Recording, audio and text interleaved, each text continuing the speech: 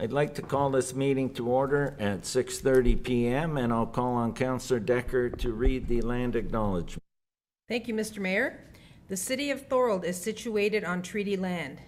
This land is steeped in the rich history of the First Nations, such as the Hadawandaronk and the Haudenosaunee and the Anishinaabe, including the Mississaugas of the Credit First Nation.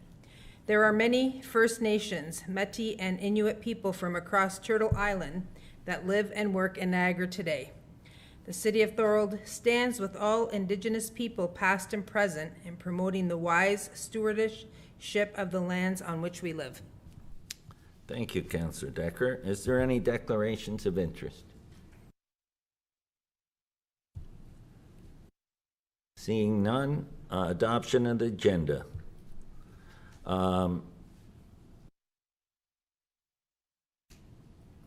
If there are no objections, given that there is a closed session item respecting the motion for council support on tonight's agenda, I'll ask that motions for council support be dealt with after the closed session portion of the agenda. Are there any further amendments to the agenda? Seeing none. Oh, I got a mover. I need a mover and a seconder. I got a mover, Councillor Longo, and a seconder, Councillor Wilson. All those in favor? Opposed? That is carried.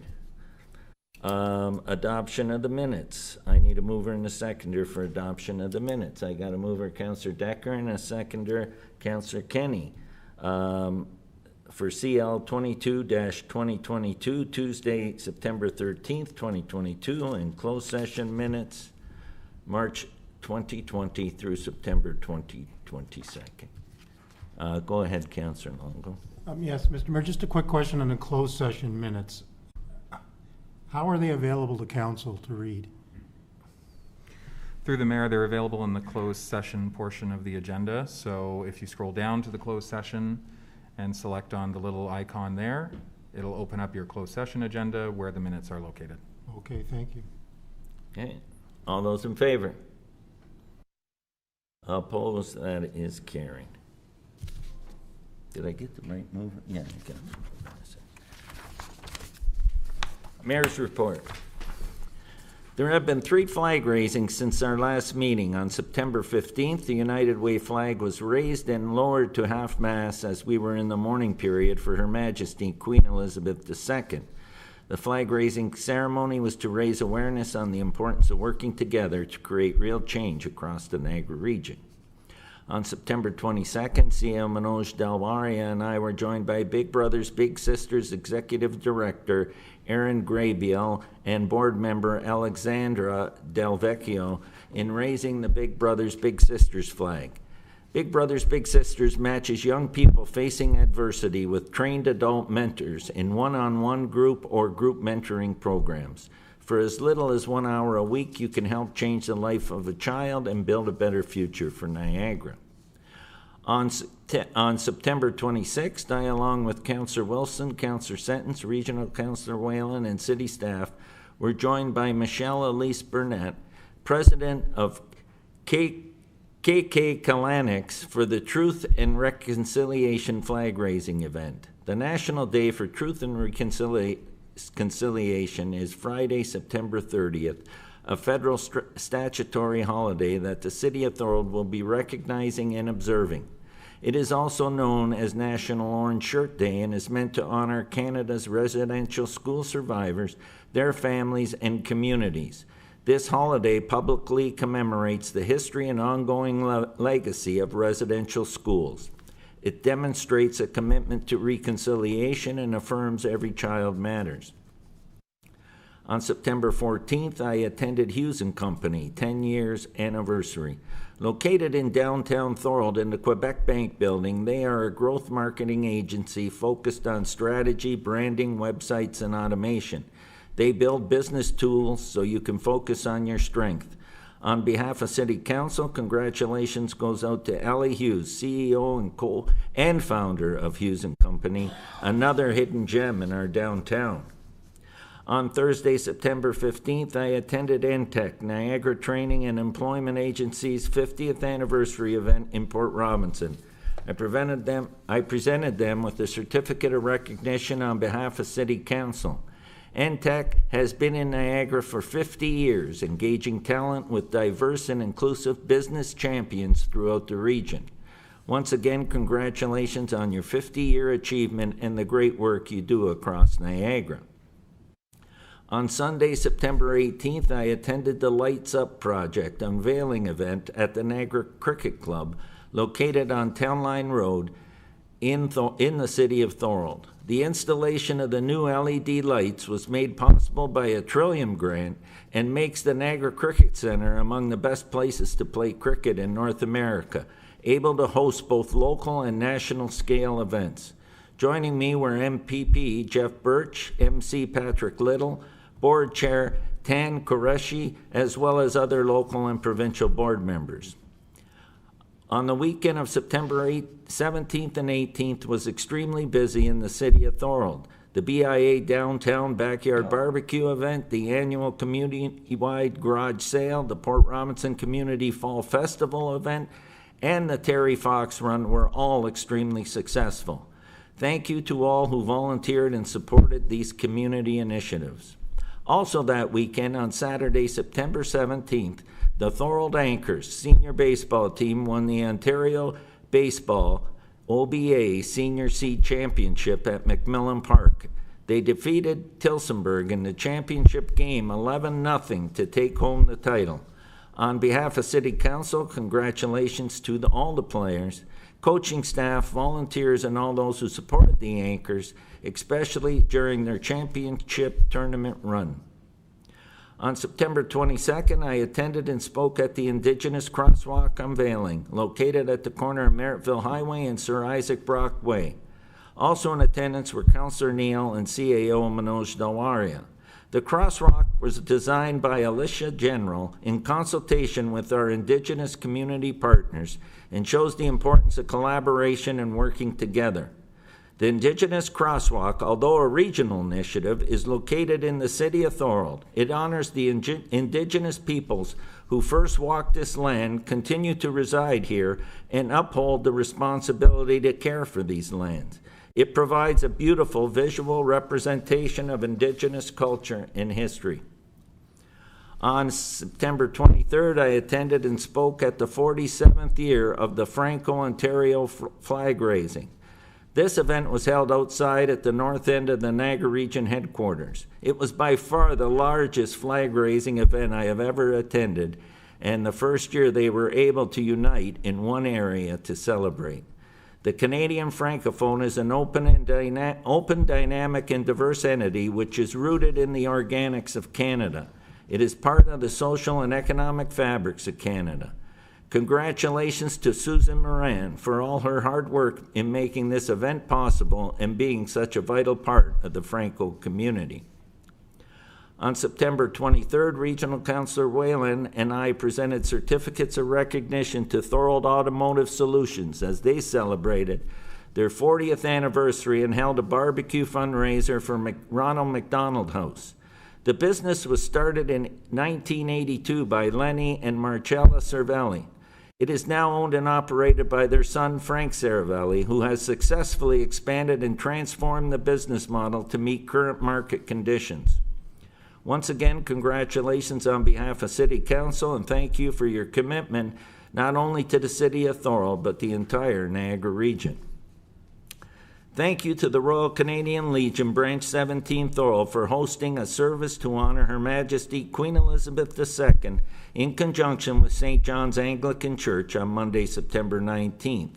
Afterwards, they invited everyone to a post-commemoration gathering at the Legion. Councillor Neal, Sentence, and Regional Councillor Whalen were also in attendance. On September 22nd, they hosted a free luncheon for veterans and seniors from 2 to 4. And on Friday, September 23rd, they hosted their annual Service Awards event, the first one since COVID. Joining me at this event were Councillor Decker and Councillor Hanley. Thank you to the Thorold Legion Branch 17 for your commitment to serving veterans in our community. On Saturday, September 24th, I attended the Thorold Horticultural Society Thorold Garden Club Awards ceremony and Garden of the Year winner at the Senior Center. Some of the award winners were Garden Hero of the Year, Nikki Suzchera. Mayor's Choice Award from the Rose and Flower Show, Lolita DeFreitas. Ontario Horticultural Association District Service Award, Betty Beck. Garden of the Year, John and Rita O'Brien from Beaver Dams. This honors Canada's Year of the Garden, a centennial celebration of Canada's horticultural sector in 2022. Vegetable Garden of the Year, which was an honorable mention, Angelo and Ida Lagoteria. Patsy Inglesby and Betty Beck were multiple award winners from across various categories. Thank you, Thorold Garden Club President Leslie Daniels, the executive and members for hosting this excellent event. Thank you, Councillor Sentence, for attending the unveiling of the 70-foot-long Pastones Wellness Wall located in the Penn Center near Sport Check location today. I was sad to hear the passing of Fred Matheson this past weekend. Fred is was an advocate of the Thorold Legion Minor Baseball for many years and served as president. He cared about the players and worked tirelessly to keep baseball alive and well in the city of Thorold. On behalf of City Council, our heartfelt condolences, thoughts, and prayers go out to his family and all who knew him. Today we did an upgraded media release regarding McMillan Park, and I'll read it. At a special City Council meeting on August 30th, 2022, City Council discussed the District School Board of Niagara's DSBN proposal to purchase McMillan Park from the City of Thorold. The decision was made not to proceed with that version of the proposal, as there wasn't a fulsome agreement from both parties on all terms related to the proposal. And City Council is in agreement with the turf field at McMillan Park would be beneficial for the community. We appreciate the passion that is being demonstrated by many students and teachers for this project to move forward, said Mayor Terry Ugolini. We hope to continue the discussion with DSBN with the objective of reaching a mutually beneficial outcome that would ultimately benefit our community.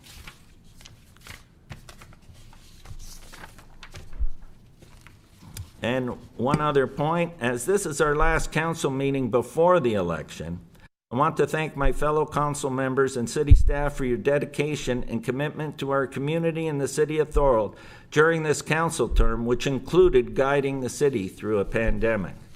And that's the end of my mayor's remarks. Motion to receive and file minutes or adopt recommendations of council committees and boards.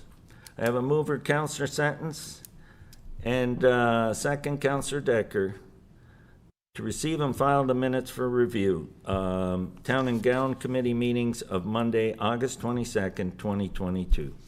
All those in favor? Opposed? That is carried. Statement by councillors. I'll call on Councillor Decker for her statement. Go ahead, Councillor Decker. Thank you, Mr. Mayor. Just had a few calls regarding had a few calls from residents regarding vandalized signs on their property and being thrown on the streets and in their yards. So just a reminder out there of being respectful to property, signage, and of each other. So that's that statement. And you have one more statement. Go ahead. I do? Yeah. Just regarding the Santa Claus Parade, that we can confirm that the date will be Saturday, November the 26th, and more details to follow and will be posted on the city's website and social media, hopefully in the coming weeks. Thank you so much. That's everything. Thank you. Delegations to report. Report CC 2022-53 respecting active transportation fund agreement for the Port Robinson Main Street Bridge and Eco Park project. Everybody received the written delegation or written report from Ron Devereaux, resident of City of Thorold, and it has been attached to this agenda. Are there any questions to this? Go ahead, Councillor Sentence. Yeah, thank you, Mr. Mayor. Through you to staff, I know we've already talked about the first part of it, and there's a McIntosh Perry report coming in November. Thank you. Just the number 6 one on, if Jeff or Curtis could answer that, just on the city staff. One sec, sorry. I just talked with the clerk. We're going to put the report on the floor, and then you can ask the questions. Oh, okay. Is that fine with you? Yeah, that's fine. Okay, so I'd like to move the report. Let me get this right here. Report CC 2022-53. Go ahead, Jeff. Do you want, our Director of Public Works and Community Services, do you want to put the report on the floor, and then I'll get a mover and seconder, and then Councillor, you can finish. You can go ahead with your question. Sounds good. Thank you, Mr. Mayor. The report, report CC 2022-53 dated September 27, 2022, respecting active transportation fund agreement for the Port Robinson South Main Street Bridge and Eco Park project be received, and the following recommendation be approved. 1, that the mayor and clerk be authorized to execute the public transit program active transportation fund grant agreement on behalf of the city of Thorold. Okay, can I get a mover and a seconder for that report? Councillor Decker and Councillor Wilson. And now I'll open the floor up for questions, and Councillor Sentence, go ahead. Sorry. Yeah, just so I already talked about the first part, but number 6 with the phasing of the access and signage and all that stuff, where does that come into play?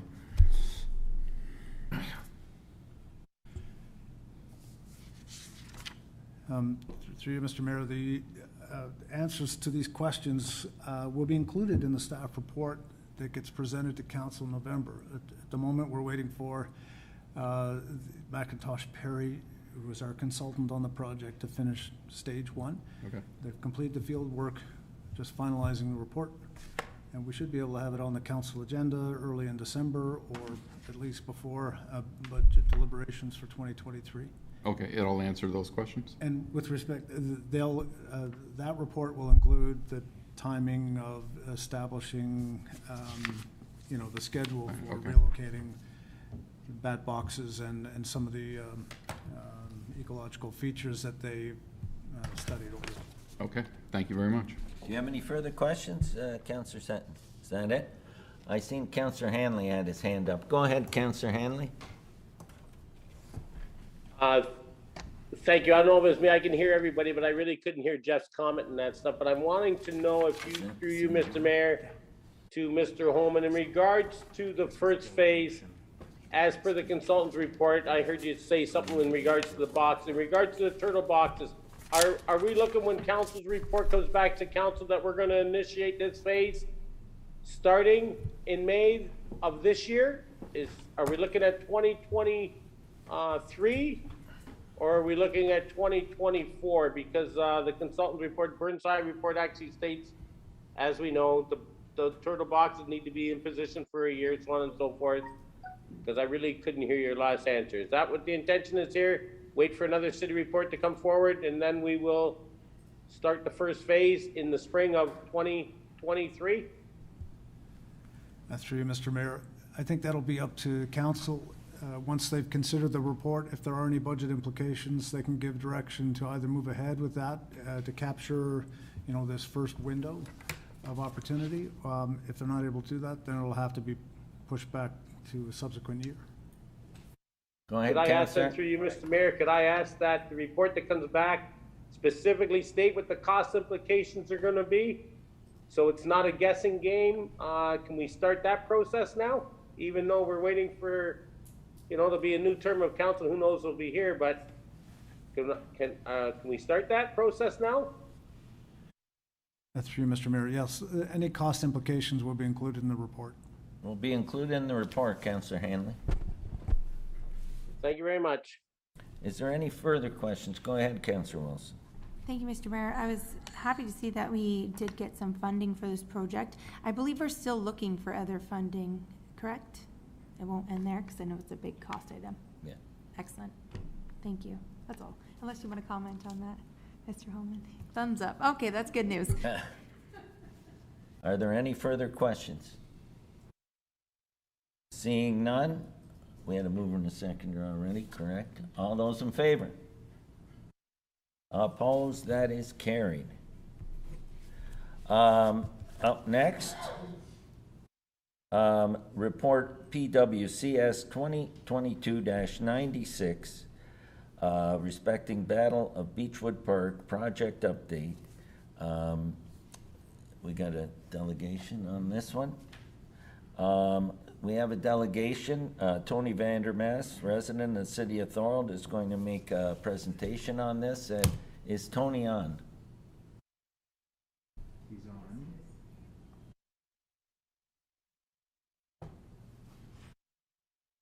Tony, welcome. You're muted right now, but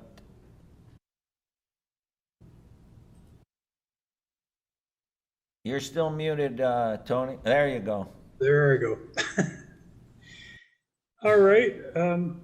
I would like to share a screen for this, please. So,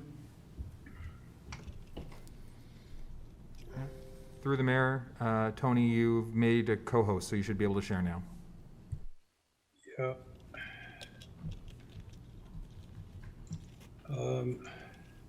Yeah, it's going. What's going on? Now I gotta find it on here.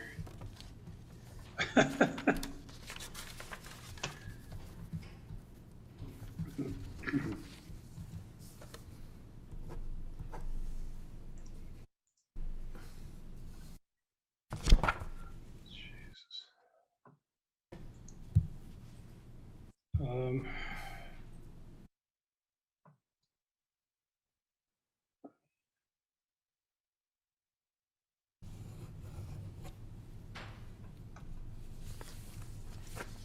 I wonder, hey Matt, could you do this instead? Joanna, do you have I can't that? seem to find it on here. Yeah, okay, Joanne will, there it is. It's up. Thank you.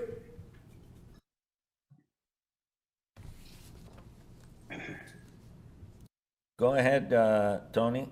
Yep. Okay, before I start, I would like to highlight the historical importance of the Battle of Beaver Dams, kind of refresh everybody's memory. It's been a while since the bicentennial, almost 10 years already. I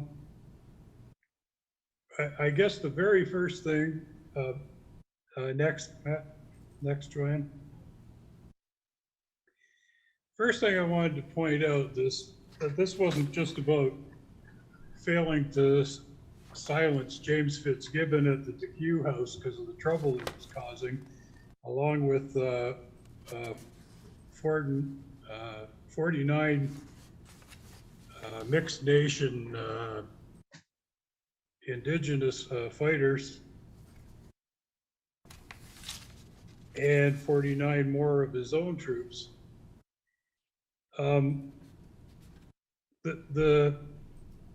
What makes it truly important is that it was the only battle fought for the British solely by Indigenous allies, and it saved Canada, at least all of Upper Canada, because there was still a chance they would have fought for Lower Canada.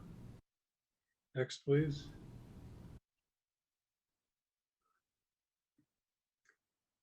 The route we know now as Mountain Road, Old Thorold Stone Road, Beaver Dams Road, DeQ Road, all the way west along Kemp Road to Ancaster, was one of the two main roads along the Niagara Peninsula from Ancaster through the Niagara Peninsula and from Ancaster on to York. As you can see on there, there was a lower trail, there was a lower road as well, but the upper road that went through Beaver Dams was actually the most traveled of them, for the simple reason that that's where most of the settlement was. Also, most of the commercial traffic, because the mills were all built at the tops of the waterfalls um, from the from the numerous creeks that ran down the escarpment there. Also, the land below the escarpment at the time was mostly considered to be too swampy to do much with outside of the Niagara and Queenston area. Next.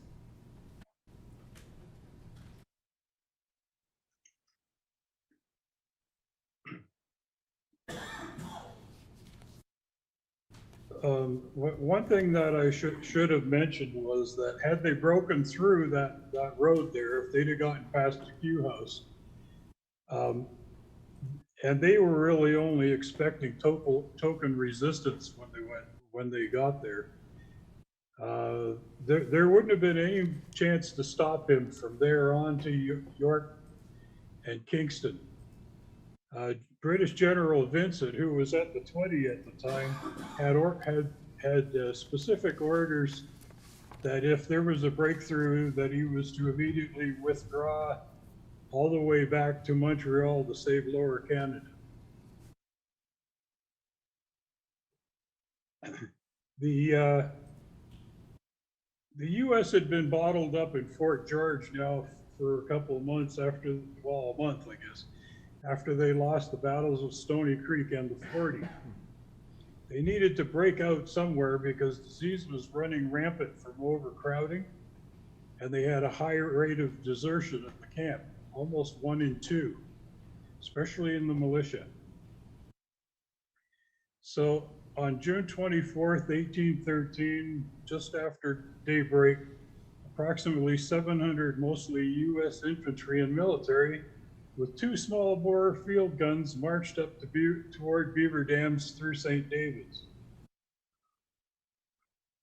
They were commanded by Captain Charles Bursler, but were led out front by Dr. Serenius B. Chapin, a somewhat shady character who was known to do little more than bully and steal from the citizens under U.S. control.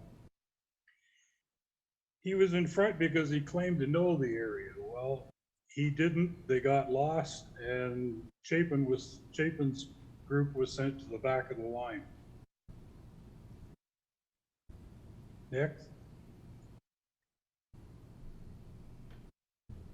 Okay, they followed along St. David's Road, which now in part is Warner Road, down below the escarpment. Came up the escarpment roughly at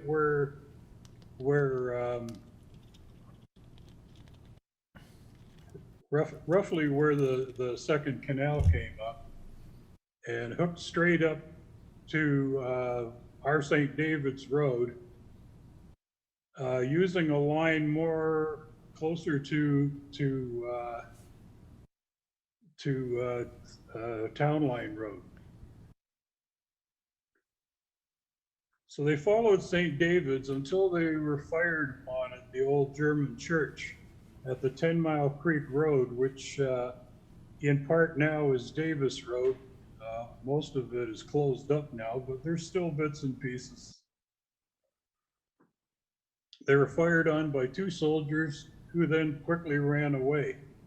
Well, they claim they were soldiers. Nobody really knows. You wouldn't have been able to tell Fitzgibbon's men from Indigenous fighters at the time. They pretty much wore the same clothing. They passed an old Indigenous trail at the Town Line Road, so they decided to go back and go up that way. Now this Thorold Town Line, this old Indigenous trail is now Thorold Town Line Road up at the top. It was just a narrow path, but they decided they were going to follow that because they didn't know what to expect if they kept on the road now that they'd been spotted. But they were crossing the ravine up at the top of the 10 Mile Creek when they were attacked on the flank and from the rear by 300 Caughnawaga under Captains Dominique Ducharme and 100 Grand River Haudenosaunee under Captain William Kerr. Next.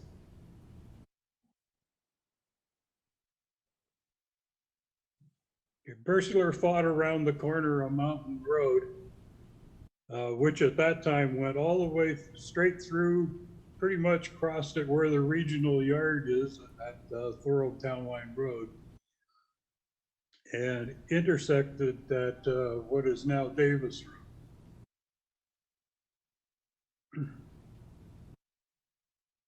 From Davis Road, it would have kept on diagonally and hooked up to what is now Beaver Dams Road in Thorold.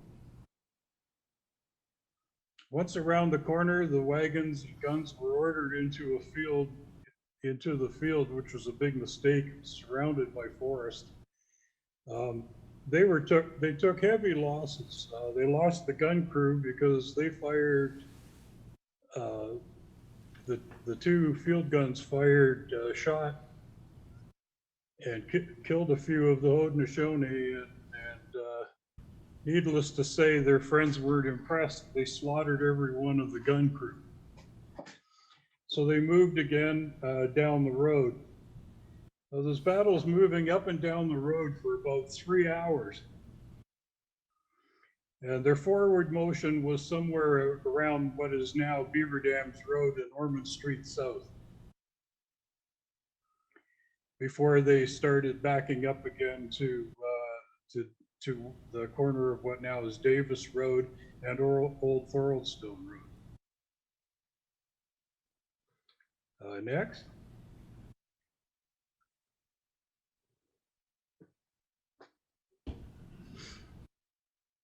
While this battle is raging up on top of the hills, somewhere near the end, Fitzgibbon, probably having been warned by whoever it was that was at the church, comes riding along with his men along St. David's Road, looking for the battle. He's looking for the Americans.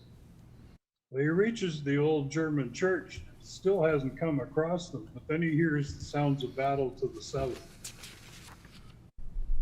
So he rides up to 10 Mile Creek to roughly the Davis and Mountain Road intersection. And when he gets there, he finds out the Haudenosaunee were running out of ammunition and tiring rapidly. You can imagine they were darting in and out of the woods and attacking. The American soldiers are all staying to the road. They don't seem to know any other things, so they just stay there and try to fight from the roadway. So when Fitzgibbon sees the state of the Allies'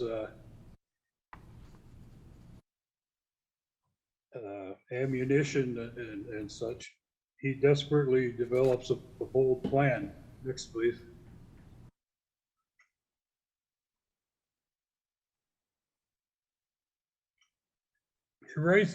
He rides out under a flag of truce and offers terms of surrender to the Americans. But they refuse to surrender because they say they won't surrender to an enemy they can't see. How do they know there are many of them even there? But Fitzgibbon tells them they're outnumbered and outgunned. If they don't surrender, they're going to be overrun and slaughtered.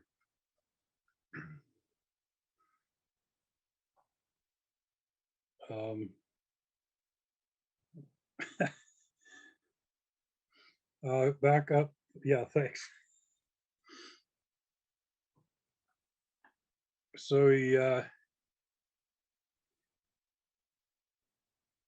any rate, they refuse to surrender. But then the British Major de Haran shows up. He was down around Homer. And he arrives with a handful of troops and So Bursler and his officers are now convinced that there are British soldiers there in the woods around them. They're just not showing themselves. So the wounded Bursler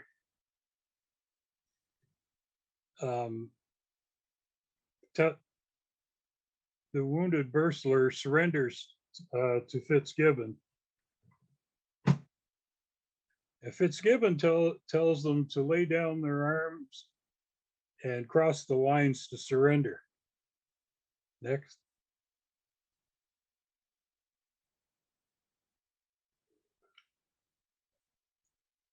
Major DeHarn isn't any help at this point. He points out to Fitzgibbon that the tradition is to let the enemy troops cross the battle line and then lay down their guns on the other side as a show of honor. Tony, we're over to 10 minutes. I'm going to give you a minute to wrap it up, please. Okay. At any rate, I'm pretty sure you all must know pretty much the rest of this story, and that is that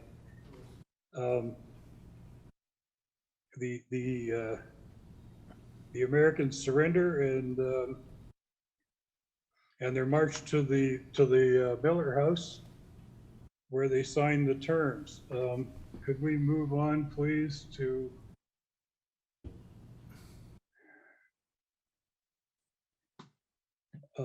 yeah.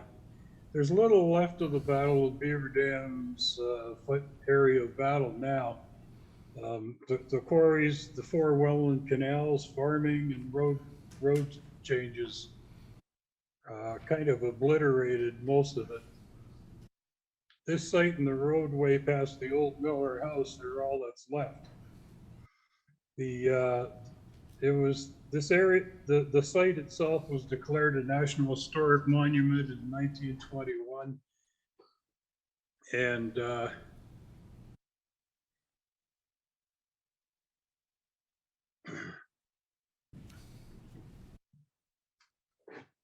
Hello, Tony? Can we just go to the end?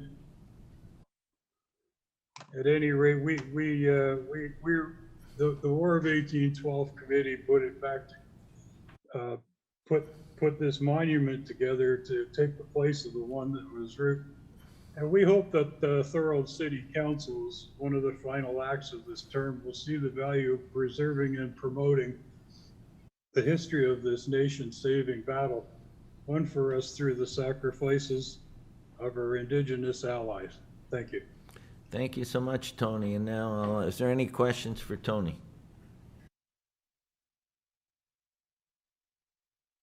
Seeing none, thank you so much for your presentation, Tony. Okay, sorry I couldn't finish it. But Yeah. So now, we'll put the report on the floor, which is PWCS 2022-96, Battle of Beechwood Park Project Update. And can I get a mover and a seconder? Councillor Decker, seconder Councillor Sentence, and I'll turn this over to Jeff Holman.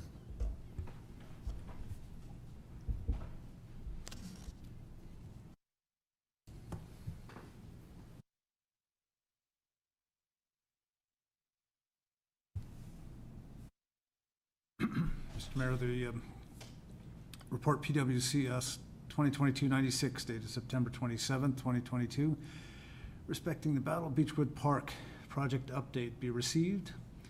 The following recommendations be approved. 1, that the concept plan for the Battle of Beechwood Park be approved, and 2, that staff be directed to submit an application to the Greenbelt Foundation Resilient Stream Program for funding in the amount of $150,000.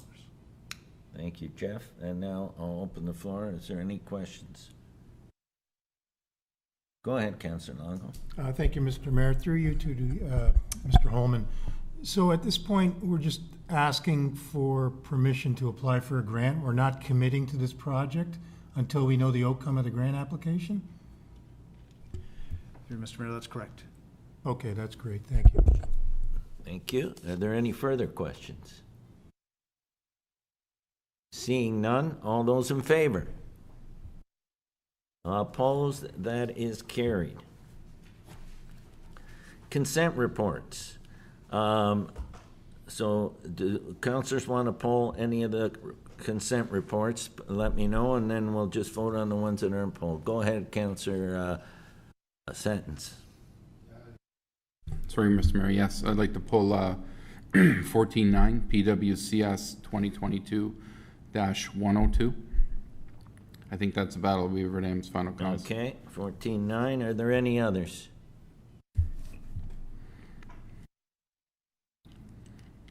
Okay, go ahead, Councillor Longo. Thank you, Mr. Mayor. I would like to pull PWC. I had my hand up, Mr. Mayor. Okay, I'll get you, don't worry. Go ahead. I would like to, sorry, there's a few here. Yeah,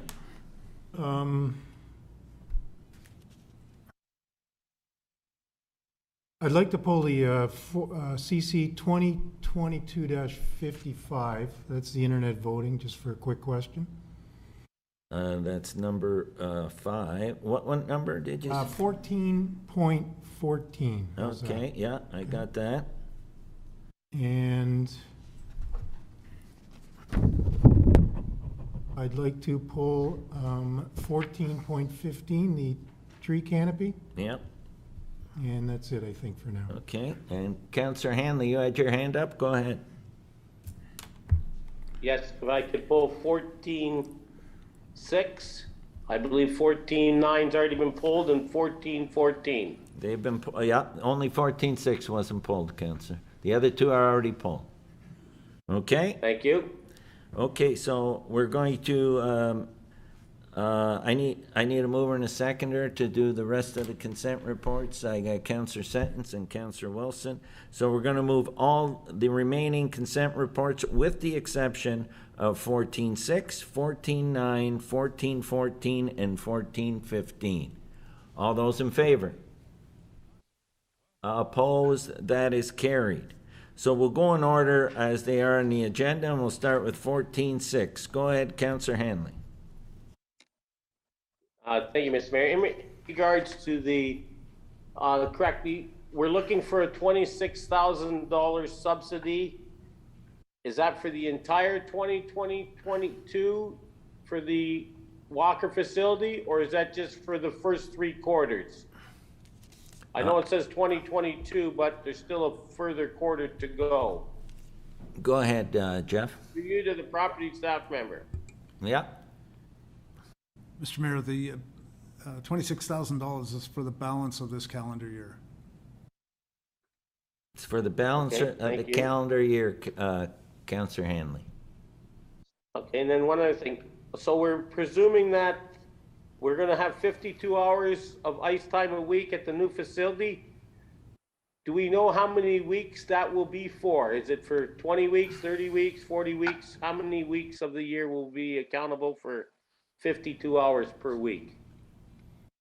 If you could, through you, Mr. Mayor, the appropriate staff member. Yes, that's good.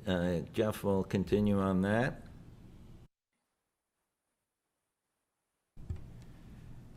I'm sorry, I'm not sure I understand the question.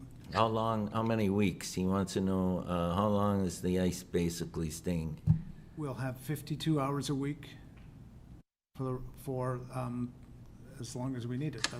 That was the arrangement. Okay, as long as required. Okay, now, just, Mr. Mayor, not for as long as we need it. We have a contract in place. Is it stipulated that we're responsible for 12 months of the year worth the ice time at 52 hours a week? Or responsible for 9 months of the ice time for 52-hour weeks? I'm sure we must know that, Mr. Mayor. The ice is in the arena. How many weeks are we going to be renting the ice for? Is it 52, 40, or is this a year-long contract? The ice stays in place 12 months of the year. My understanding, I don't think the ice stays in because they use it for lacrosse in the summer, but I'll let Curtis will answer that. Go ahead, Curtis. Yeah, through you, Mr. Mayor, I believe the term is September, following Labor Day, to the end of April. September till the end of April. Okay, thank you. So that's my one note. So basically 32 weeks, and that's 32 weeks to this date, up until the end of September so far, has cost us $707,000. So it looks to me like we're paying roughly right now $425 per hour for ice time before we even rent the ice or pay subsidies. And the subsidies would be on top of that. Not that I'm gonna turn down the subsidy, but just wanted to make reference of how much the ice time is actually costing us. Thank you very much. The ice time rate per hour, what is it? I know it's not $425. Well, no, but we paid $707,000 already to the consortium, and we're only using the ice. We're not, I know, we're paying the utilities and 1/3 of the cost, but we're actually only using the ice, so. There is other user $425 groups an hour. from Thorold using the facility as well, Counselor. Okay? TCAG is using volleyball there. There's other initiatives that are ongoing. Did you want to comment any But it's further? based on the 52 hours a week, is it not? Right based now, on the 52 right now, hours a week. Counselor Hanley, 52 hours a week isn't cutting it for us because we are already short of ice time for our user groups. Do you want to Only comment prime any time, further? isn't it? Is that we're just short prime time ice time, Mr. Mayor? We're short of prime time ice time. That is correct. Go ahead, Counselor Kenny. Yeah, to follow up on Councillor Hanley there, we are short of primetime ice. First of all, I'm going to support this. I'm all in favor of supporting our youth, whether it's skating or hockey. My only problem that I saw in the report was that we aren't utilizing the ice from 6:30 to 7:30 in the morning, with the exception of Tuesday and Wednesday. Growing up in Thorold, playing hockey all my life, minor hockey, I remember my parents drove 3 times a week. My brothers were practicing or I was practicing. That ice from 6:30 to 7:30, I feel should be used, whether it's by minor hockey, whether it's by one of the skating teams. I don't know, but to leave that ice open, I think is not right. We should find a way of convincing somebody to use it. They can rent it for $115, and then we're subsidizing ice at $280 later in the day, where we know there's user groups that will rent that ice for $280. So it's a net loss for us. That if we get the minor hockey, and you know what, some of the parents are going to say, my kids don't like getting up in the morning. Well, you know what? Get them out of bed, because that's part of the problem now, as far as I'm concerned. Let's get the kids up, and I think, just say, for an example, if there was 15 minor hockey teams in Thorold, you'd have to practice once every 3 weeks in the morning. And I don't think that there's anything wrong with that, whether it was just minor hockey or whether it's the synchronized skating team or whatever. But we should find a way of utilizing that ice. Thank you, Counselor. Okay, is there any further comments on that? Go ahead, Counselor Long. Thank you, Mr. Mayor. I'd like to ask the appropriate staff member a question. Councillor Kenny threw a number of $280 for hourly rate, and I know it says in here that we don't know the rate yet. Do we have an idea on what that rate will be for primetime ice?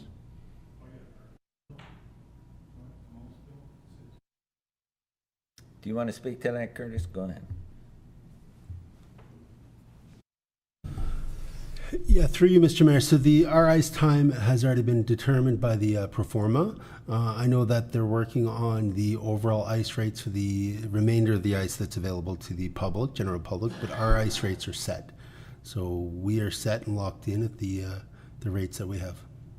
Which was our existing rates? Which in is the city of- $226. Okay, thank you. Pardon me, how much was it? $226 for prime time. Okay, thanks for clarifying that. So that was going to be my question here. We're asking to give a subsidy, which obviously I'm going to support for the youth, but we do know a number then. The rental rate for the Walker Sport and Ability Primetime Ice is $226. For our user groups. For our user groups, okay, great. Okay.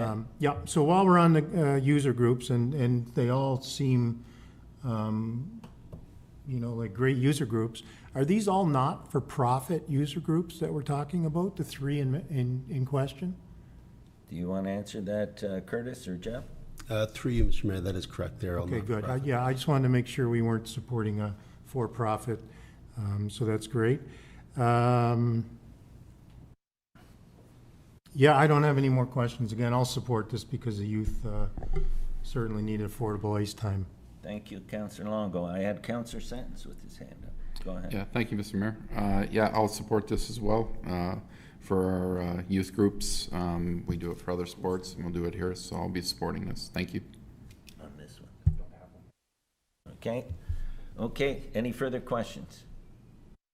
Seeing none, can I get a mover and seconder for 14.6? I get Councillor Sentence, seconder Councillor Wilson. All those in favor? Opposed? That is carried. 14.9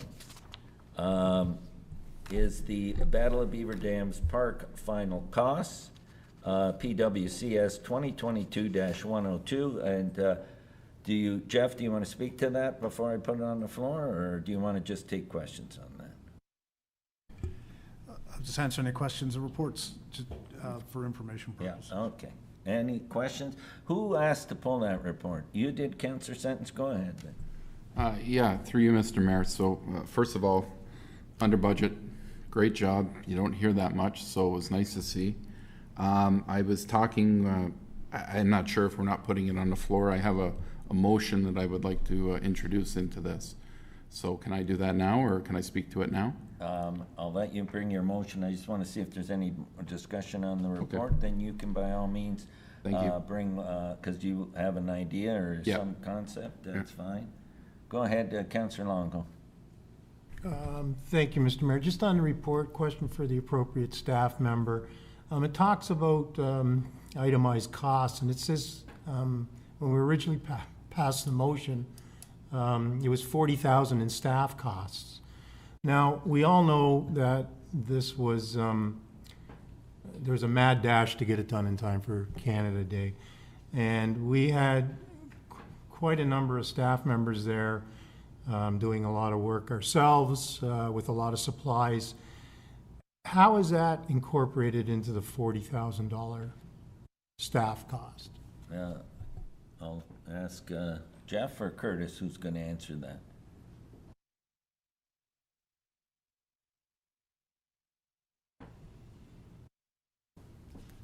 Yeah, through you, Mr. Mayor. So the original cost of $40,000 for the project manager's time. The additional staff costs were also included in that number, which would have been coded appropriately at the time when their timesheets were submitted. So they would have been coded to that budget code. So thank you for that. So just so I'm clear, so the work our public works staff or Parks and Rec staff did for the weeks preceding up to July 1st is the $40,000, and that would be the cost of the sod and any other supplies? Through you, Mr. Mayor, I'm not sure if it's the exact $40,000, but those costs are captured in that budget line. Yes. Okay, thank you. Thank you, Councillor Longo. Who else had a question on that? Councillor Hanley had his hand up. Go ahead, Councillor Hanley.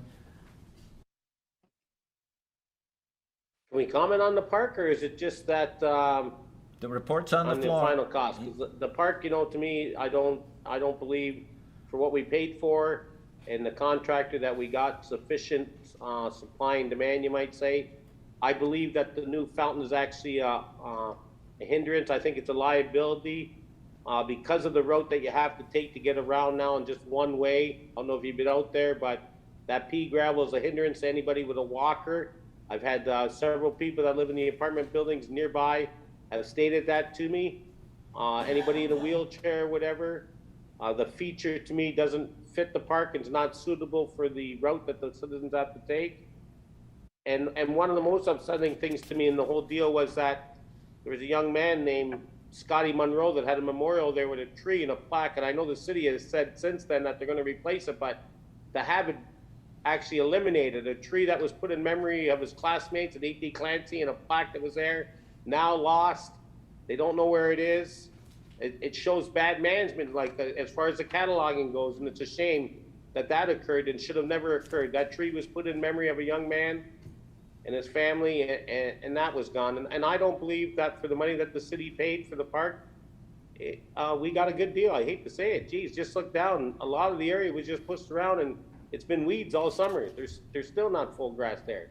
So myself, it was a great initiative, sure it was, but the results don't speak for the cost that the city put into it and what I expected as a councillor. So I just wanted to make that noted. Thank you. But I think if you look in the report, plaques and different things is part of the cost that they wish to use. Am I correct? With some of the surplus to replace all that? Am I correct, Curtis? Because I seen that online in the using part of the surplus for some things like that. Well, all the plaques were saved. There was only one that was not cataloged, and it was unfortunately it was the young man's. Am I correct, though, that there is, if we decide that tonight, there is money for that? Am I correct? Yes, Mr. Mayor, you're correct. Thank you. Okay, is there any further questions on that? Okay, now, what did you want to speak to, Councillor Sentence? Well, I would like to add in, there's a couple of two parts here. So I was talking with Anthony Fior last week, and we had discussed the Pride flagpole before. I would like to see us maybe use that extra money to put a pole in, but we have a donation policy. He is ready with checks.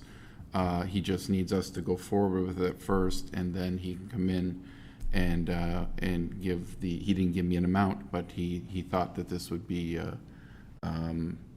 could be pretty much paid for. But he has money coming, so I would like to put this in as us doing it with that extra money, with the idea that he'll be bringing the donations forward later, and that was the ask from him.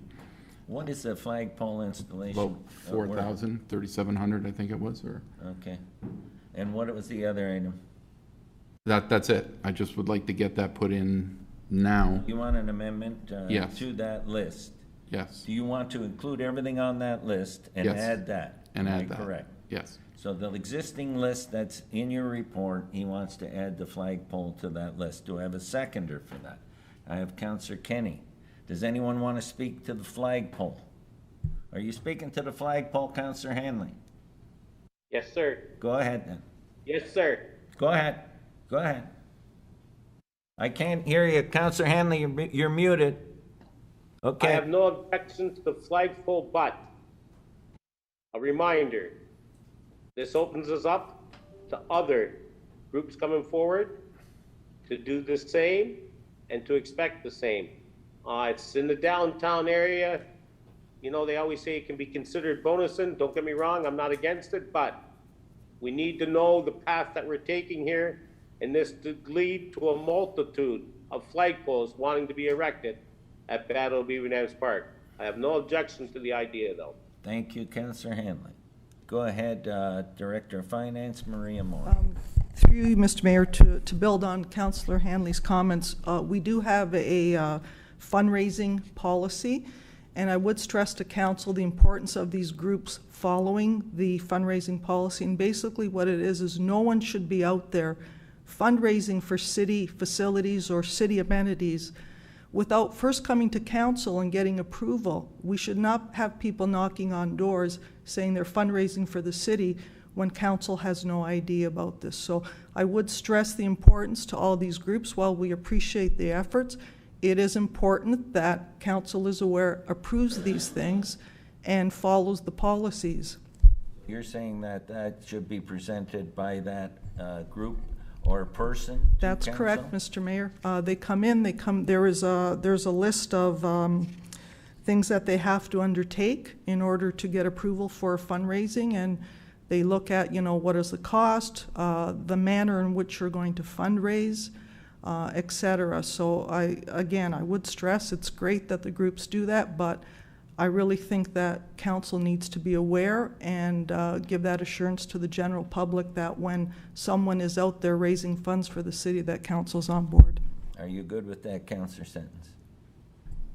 Yeah, I'm good with following the rules, don't get me wrong, but we did discuss this one time about the sidewalk, and the sidewalk turned into, well, let's look at a pole instead, because we're going to be digging up the sidewalk in the future. So he did speak to that before. He just asked me to go forward with this now, and then I'm not saying he doesn't want to supersede the donation policy, but he couldn't be here tonight, so we were hoping to get this in on our last meeting.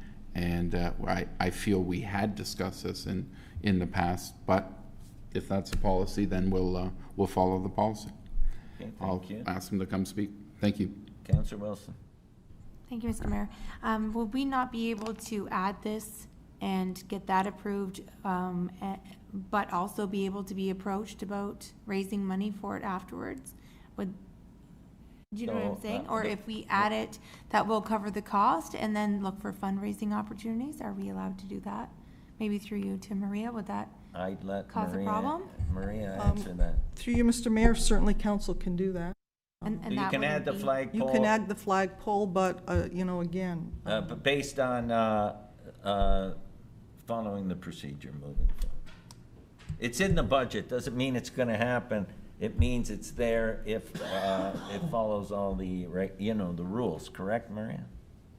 Okay? But we could pass just to pay for it and then we would have No, no we're issues. passing that it's in there, it's in that surplus budget, but it's not released until the procedures follow. Okay, so we can still vote on it tonight then. I Okay. see. Thank you. Okay.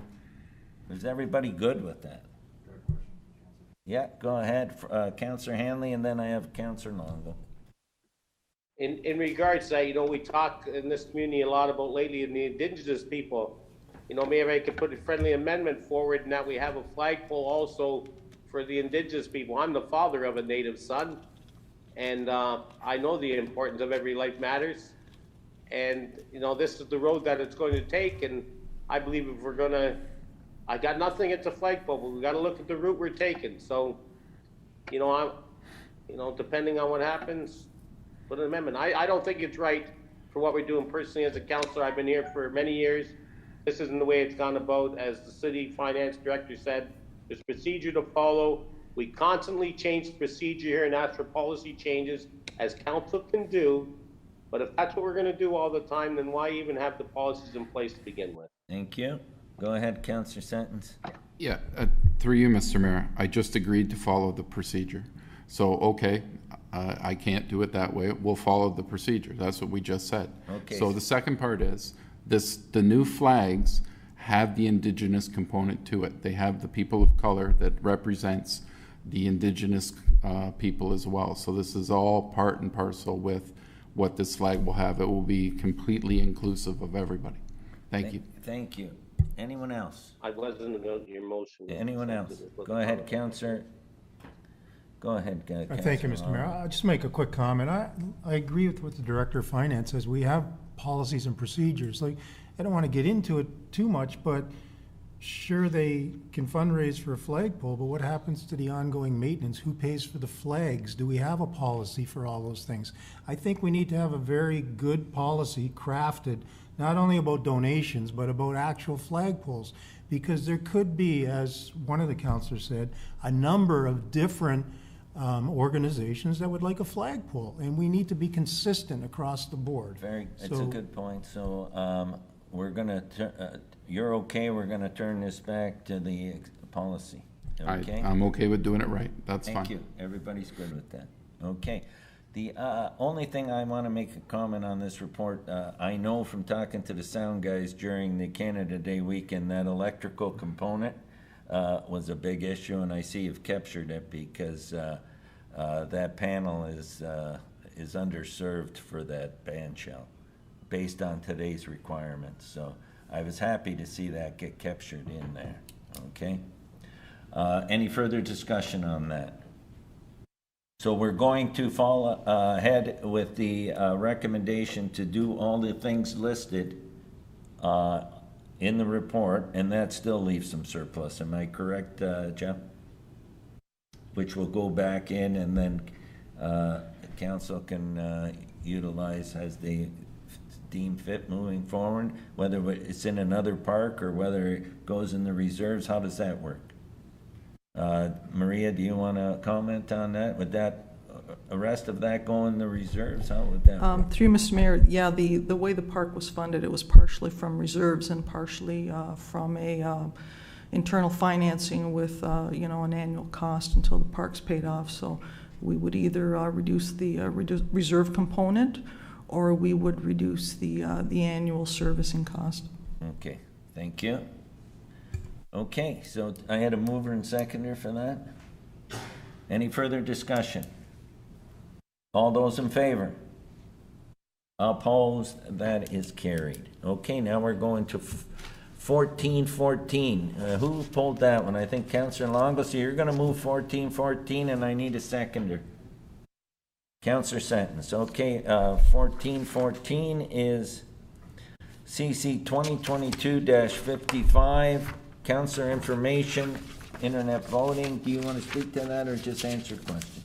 Okay, go ahead, Councillor Long. Great, thank you, Mr. Mayor. I'm just going to make a quick comment here. First, I'll start by saying I love technology and I'm not a conspiracy theorist. Okay, but some people have asked about this in the community. I've had a number of calls, and coincidentally, I reread the report, and the one thing it doesn't talk about in the original report about the cons of internet voting is the need to have an updated voters list. And why I'm bringing this up is because, again, coincidentally, I received 4 envelopes in my mailbox yesterday. One addressed to myself, one addressed to my wife, one addressed to my daughter, Julia, who lives with me, and one addressed to my daughter, Amanda, who moved out in 2017. I received a few other calls from people who have similar experiences. So my concern is there's a lot of envelopes out there giving people the ability who may want to do something improper to vote electronically online. And it's a concern of mine. It should be a concern of everybody's, because we need to make sure our voting system has integrity. And I'm going to hand Amanda Longo's voting card back to the clerk, but I'm not sure how many other people will do that.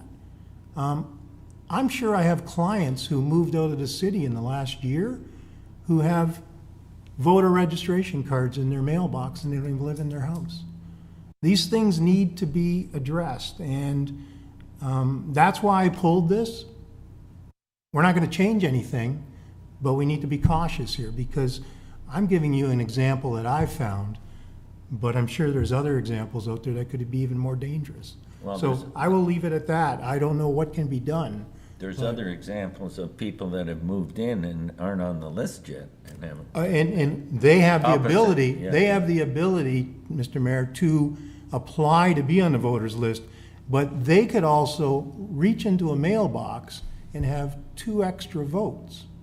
And I don't know how anybody would ever track that, because you are putting the faith that everybody's good out there and will not take advantage of this. So that's my comment. That's all I wanted to say on this. Thank you. Appreciate that. Go ahead, Councillor Hanley. I gotta say, I echo the same concerns of other people. I've actually told some people to collect the voters forms so that we could bring them into the city. The biggest concern, Councilor Longo just made a perfect example. His daughter moved out 5 years ago. People are receiving ones who possibly may be students who've already graduated from Brock, and now they're being sent to a residence where those no longer reside. We have no clue of that. This could lead to probably more ballots being cast than eligible voters, almost, in a sense. Not saying it's going to happen, but the system is flawed. I believe it wasn't a council request to have online voting. You know, who was it? Was it the former clerk, or who decided that one day we need to come to council and have online voting? It amazes me to this day that it wasn't even brought to the floor of council that before a report was even written.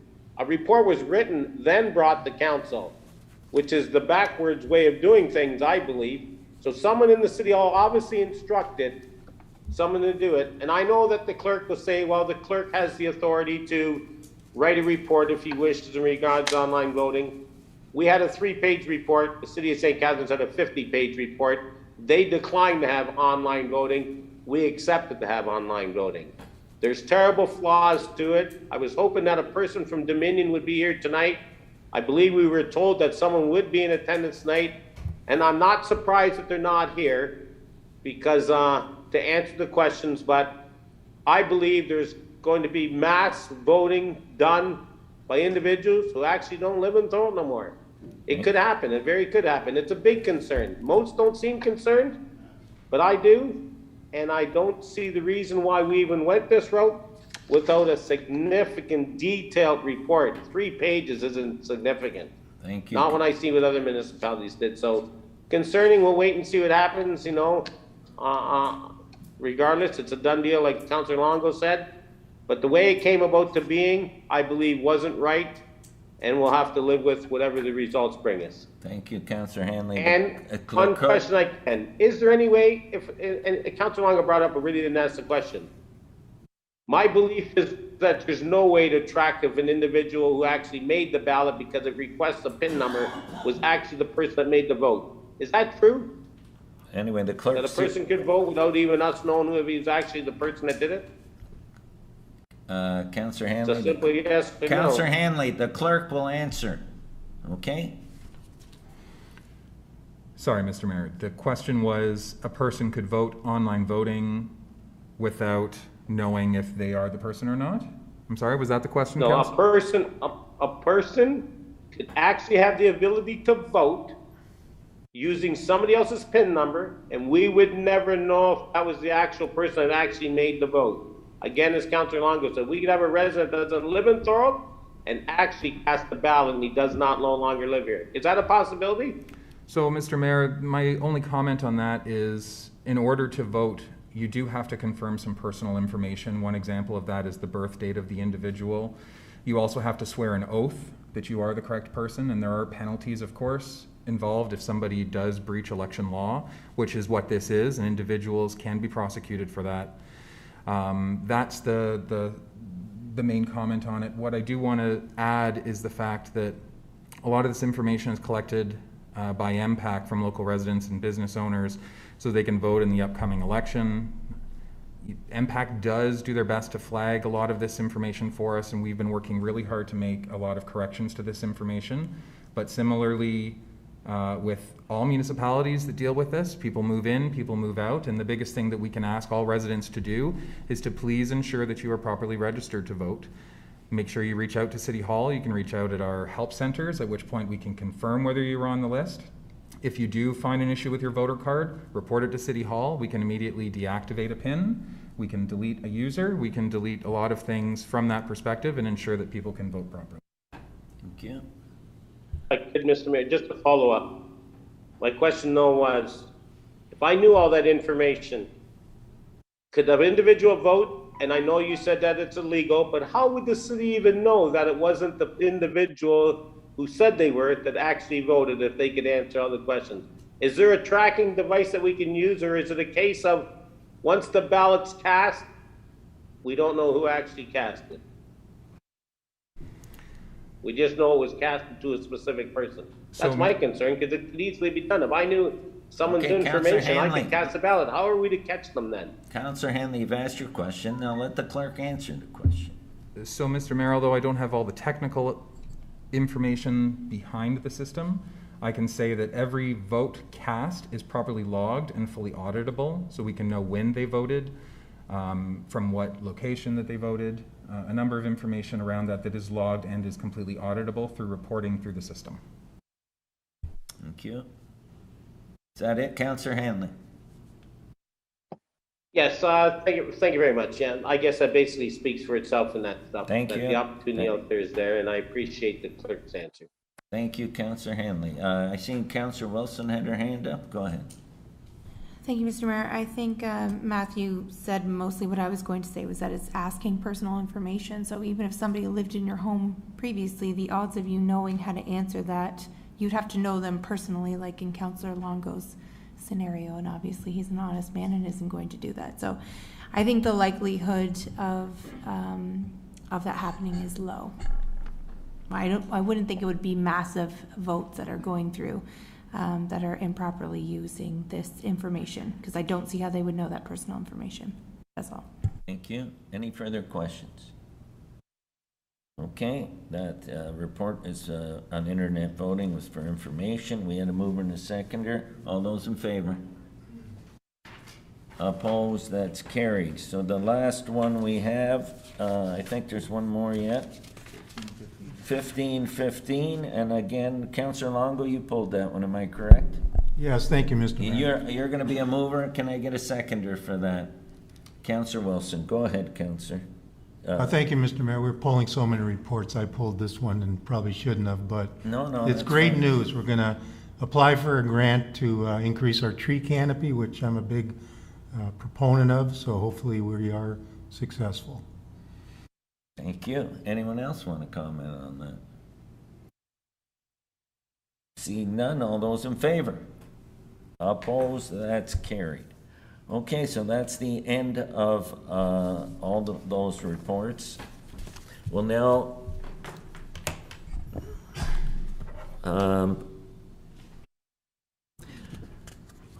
move into a closed meeting, but before I get a mover and a seconder, I must say that before I ask for a mover and a seconder to go into closed session, I would like to remind you of your obligations respecting closed session.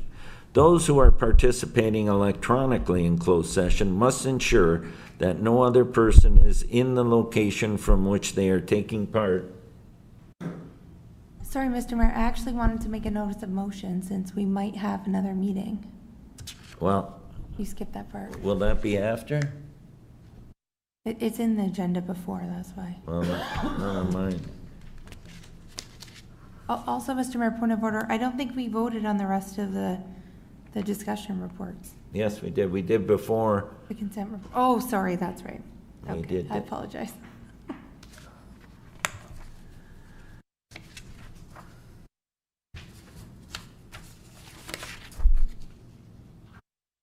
The notice of motion would be after closed session, correct? It was number 16, closed session was 17. Well, none of my. Oh. Mine looks the same in here.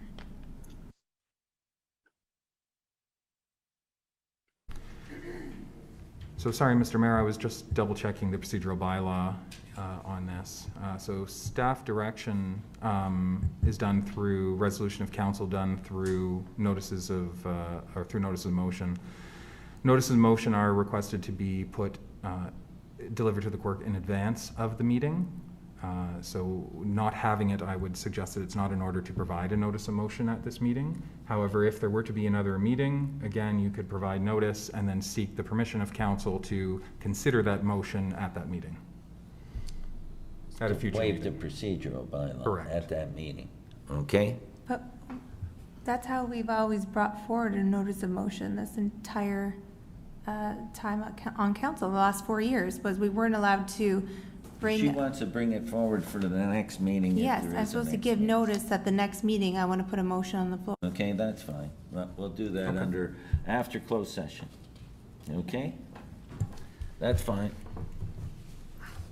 Now, those who are participating electronically in the closed session must ensure that no other person is in the location from which they are taking part in the meeting, or make appropriate arrangements so that any other persons cannot see or hear any of the confidential deliberations taking place.